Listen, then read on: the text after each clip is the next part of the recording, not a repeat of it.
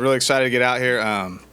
Awesome, just honored to be able to host at our field at Bluebell Park, and it's a reward to these guys for the season we've had. And while it means nothing, it's cool to look back and to be able to get to this point and get a play in front of our home crowd for a regional. So excited to get out there. A lot of tough teams, a lot of tough opponents, but I like our guys, and I like our competitiveness, and I like our characters. So we're excited to get out there and play.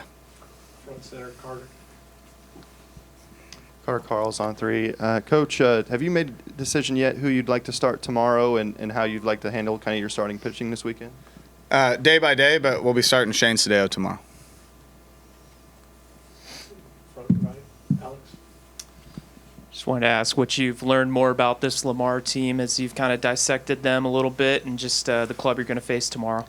Yeah, I mean, it's a completely different game. Tuesdays are different in general. I don't care what anyone says. You're still playing baseball, but how you attack it with your weekend rotation versus Tuesday, everyone in the country does it different. So it's a completely different ball team for sure, and they've had an unbelievable year. Really good on the mound, offensively as well. Just a complete team. It's going to be tough. That's why they won their league. That's why their coach just got a really really good job. So, yeah, they're really, really good, and they're going to be tough to deal with. Front left, Rob, and then Tony. It's for the players. How exciting is it after last year not making it into a regional and now getting to host a regional? How excited are you guys to hit the dirt? Yeah, it's exciting. To say the least, that we get to play in front of the 12th man again. We wanted to be able to get to do that, and I feel like we're fortunate enough to put ourselves in a good spot, and I feel like everybody's ready to go and have some fun. Yeah, I'm just excited to keep playing baseball. My season's been over the last 2 years where I was previously at, and I'm just excited to play playoff baseball in a great atmosphere. Right next, Tony. Tony Catalina, 24/7 Sports. Coach, just how similar has this week been, or how similar have you tried to make it, and just how much have you allowed just kind of the circumstances to kind of dictate a little bit of what the week has kind of looked like for you guys?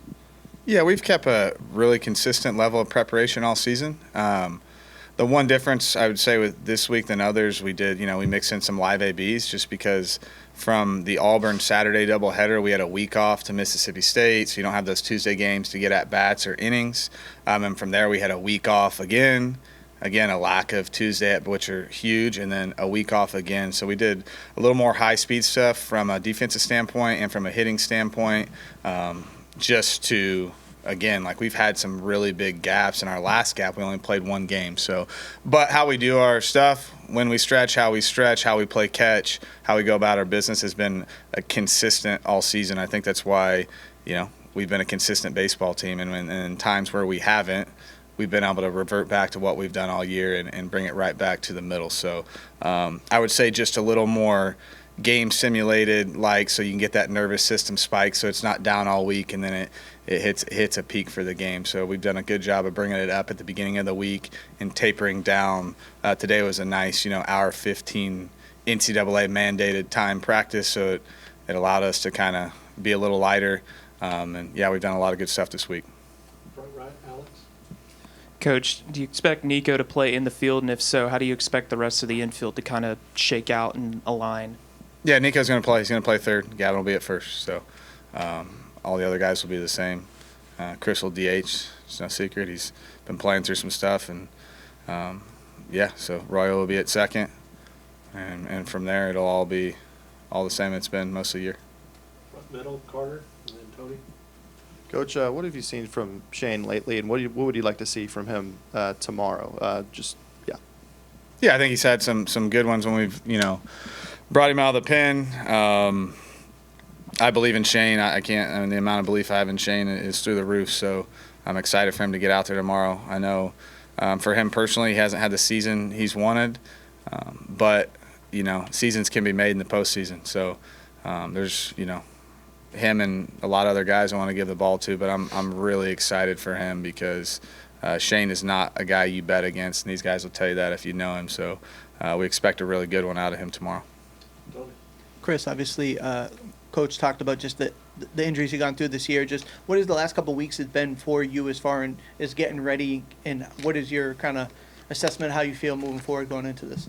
Yeah, just health-wise, just progressing slowly. But overall, just my routines have been similar, and I'm just taking a lot of swings, trying to get ready for what I'm going to be able to do in the game and provide an impact from the offensive side. So just been preparing, and coach has done a great job game planning for me and just preparing my work. Yeah. Front left, Rob. This is for Coach. A couple of years ago, you experienced this as an assistant, but the craziness that was postseason at Bluebell. Can you talk about that and what you expect from the 12th man this weekend?